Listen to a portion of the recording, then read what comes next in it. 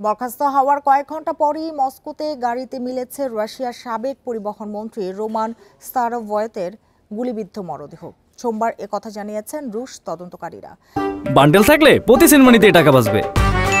বিকাশ send money bundle কিনে জিতুন প্রতি লেনদেনে। তাদের ধারণা সাবেক পরিবহন মন্ত্রী আত্মহত্যা করেছেন। এদিন সকালেই ডিক্রি জারি করে তাকে বরখাস্ত করেন রুশ প্রেসিডেন্ট ভ্লাদিমির পুতিন।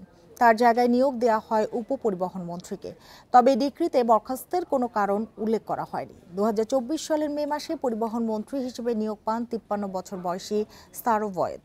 তার আগে তিনি 5 বছর ইউক্রেন সীমান্তবর্তী কুরস্ক অঞ্চলের গভর্নর ছিলেন।